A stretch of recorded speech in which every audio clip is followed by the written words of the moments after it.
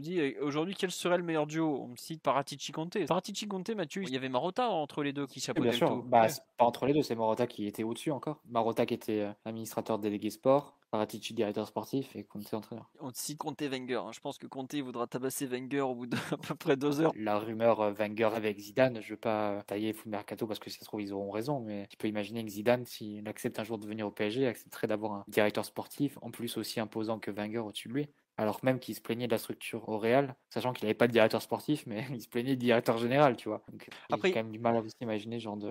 il s'est aussi plaint dans sa fameuse lettre de départ de ne pas avoir été assez soutenu. Quoi. Donc c'est vraiment très très dur à savoir quel est le meilleur fonctionnement, quel serait le meilleur binôme et tout ça.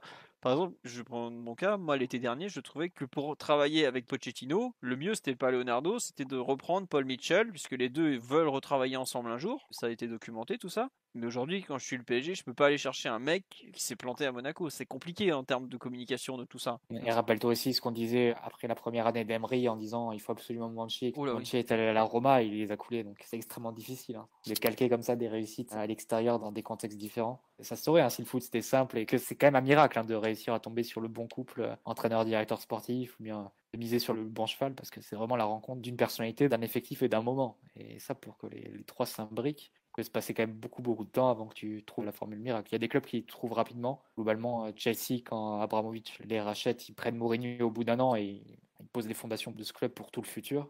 City, ils ont mis un petit peu de temps. Ils ont aussi fini par trouver leur structure avec Hervé Richten, Soriano pour pouvoir préparer l'arrivée de Guardiola. PSG, tu te cherches encore à ce niveau-là. On n'a pas encore trouvé la martingale. Et t'as pas aussi peut-être trouvé le bon fonctionnement, parce que c'est bien gentil de leur promettre aussi au départ, mais je me souviens, il y a des mecs, on les a fait signer, quoi, 3 semaines après, t'avais des cousins qataris qui les appelaient au milieu de la nuit pour leur dire de faire signer Higuain. Et ça, ce que je vous dis, c'est une anecdote réelle, quoi. Le pauvre Unai, il en a rien à foutre de Higuain, quoi. C'est aujourd'hui, il faudrait que chacun reste à sa place. Je sais que, bah tiens, par exemple, ce week-end, Loïc Tanzi de RMC a dit, ouais, c'est pas forcément les hommes, le problème, c'est la façon de travailler. Peut-être effectivement qu'il y a un fonctionnement interne à reprendre en main, que chacun reste à sa place. Et je pense qu'au PSG, c'est vraiment quelque chose qui est important que chacun reste à sa place.